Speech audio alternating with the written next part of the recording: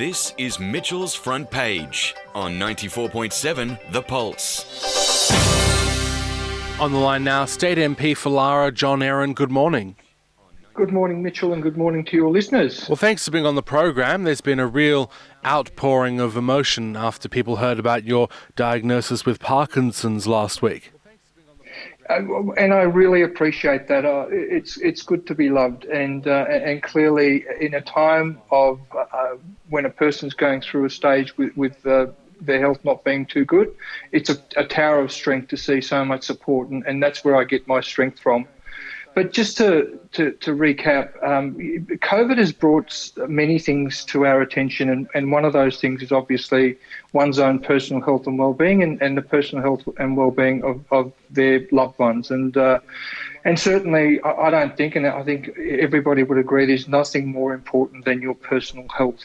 There's no amount of money that can fix some of the things that come our way. There's nothing that you can do except just go along for the ride, and certainly, for those people that are blessed of being healthy, good luck to them. But be very careful with your health. Don't underestimate it. Don't take it for granted. If you don't feel well, get checked up, because as soon as you can find out the issues with your health, the sooner you can actually get on with finding hopefully a solution to it. This started with me back in 2017, and obviously, after that cardiac arrest in 2016 on Father's Day, it like you mentioned on earlier, it did attract a fair bit of media attention, which was good. Out of a negative for me personally came a positive in that so many middle-aged men, and we know that men are more likely to neglect their health and not get checked up by a doctor because they think that doctors are bad news and I'll sleep it off, I'll be fine, I'll be right, mate. No, you won't be. If you have chest pains, obviously you seek medical help as soon as you can get it. Don't think it's just reflux or indigestion problems. Get checked up, especially if you've got family history. So with that, there were literally thousands of middle-aged men after that 3-day period where the TV, the print and radio picked up on my cardiac arrest, and there were hospitals and emergency departments and doctors inundated with middle-aged men going in for their heart health check, which was fantastic. I had a number of messages to me personally through social media saying, because of you, I actually had a checkup, and I found that I had a clogged artery, and therefore I've now resolved that issue and prevented potentially a tragedy. So for me, it was really hard. And in 2017, after that cardiac arrest, I had a bulging disc in my neck, which was excruciating pain as it was pressing on the spine and on the nerves and sending acute pain down my right shoulder and down my right arm. I had some great care, and apparently this is a usual occurrence, a bulging disc, and one of the solutions is having an operation to alleviate that pressure from the disc to the spine. And so luckily for me, I had some cortisone injections, some heavy painkillers for a couple of months, and that resolved itself. The pain was gone. I was pain-free, and like I said, you don't know what pain-free is unless you've experienced it. People are so lucky when they can go to sleep and lay down and go to sleep without any pain. That's fantastic.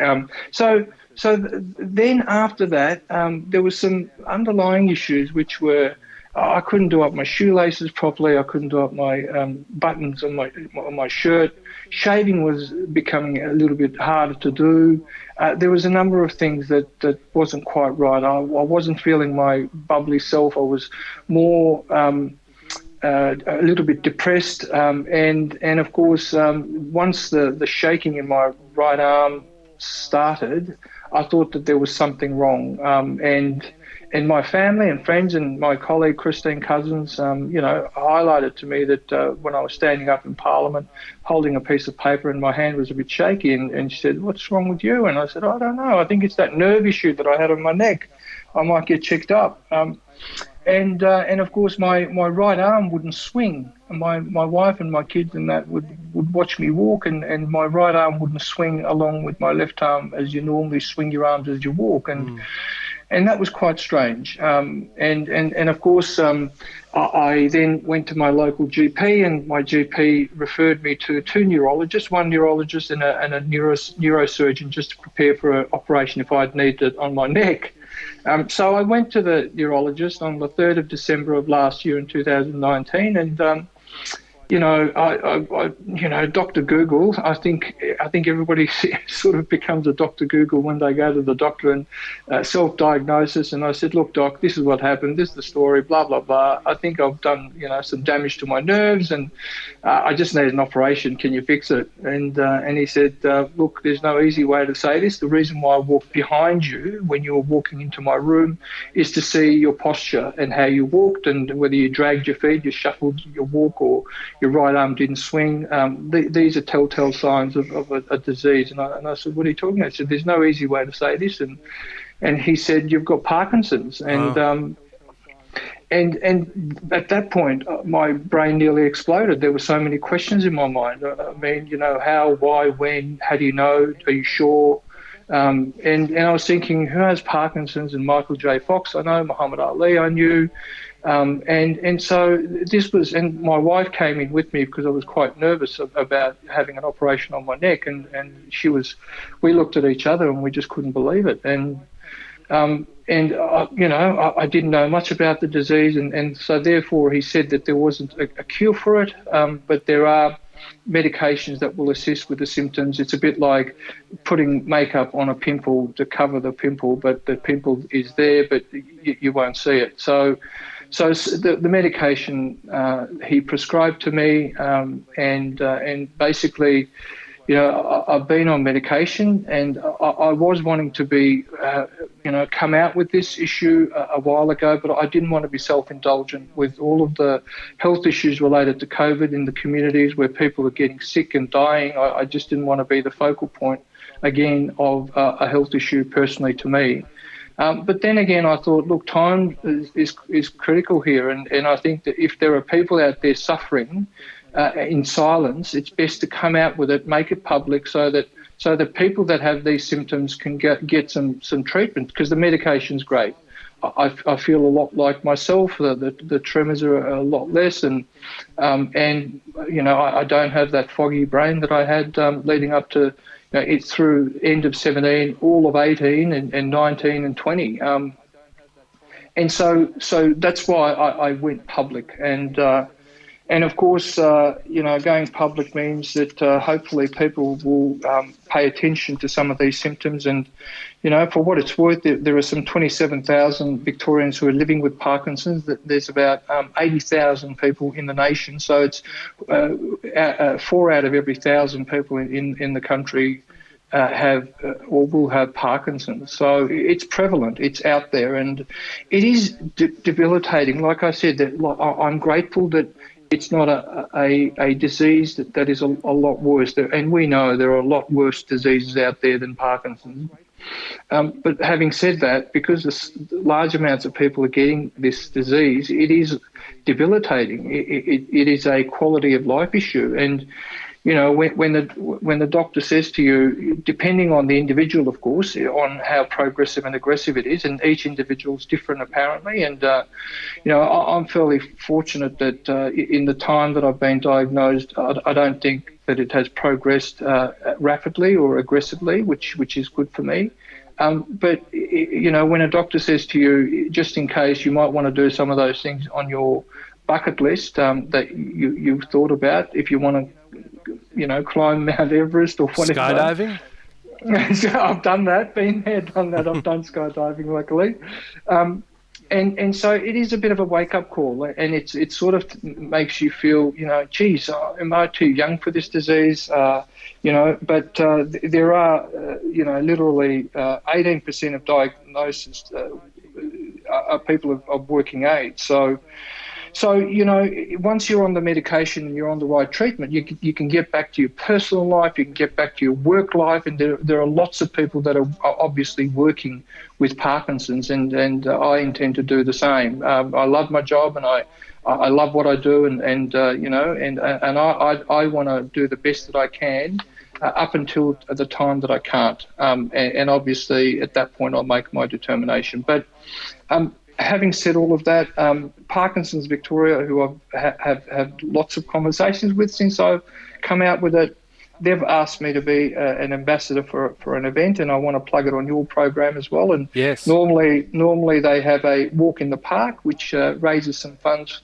annually for Parkinson's. But unfortunately, because of COVID, and mind you, COVID is deadly to people with Parkinson's because of the respiratory issues that are associated with some of the symptoms of Parkinson's. So, there is a lot of angst in the Parkinson's community out there for COVID. But this event will be from the 1st of October and 27. It'll ask people to get out and move at their own pace at 27 times over 27 days.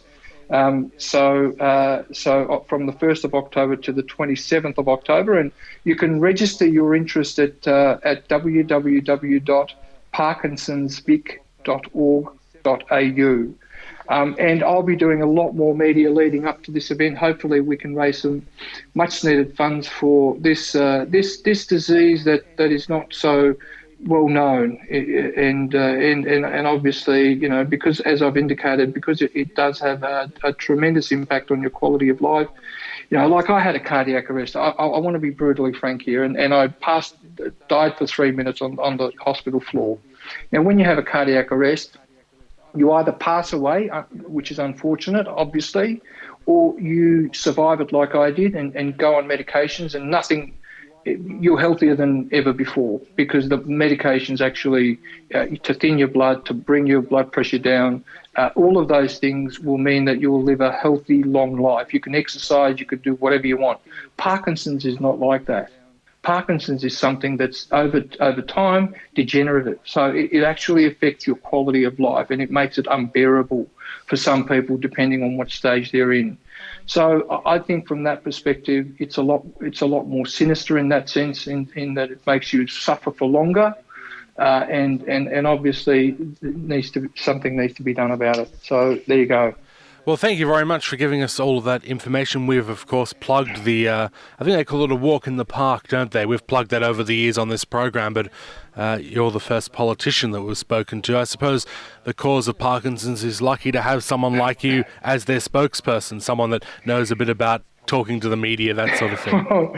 Well, one person's nightmare is another person's dream, and Parkinson's Victoria is not happy about the diagnosis, but is certainly happy to have me on board. So hopefully I can raise awareness. Hopefully I can raise some monies that are desperately needed. So you're right. Well, thank you very much for being on the program. There's, of course, a lot of other things happening in state politics, but I thought it was really important to hear that story about your health, and it's inspiring to hear that you're keeping on going. Thank you very much, Mitchell. I really appreciate it. Good on you. Thank you very much. John Eren there, the state MP for Lara.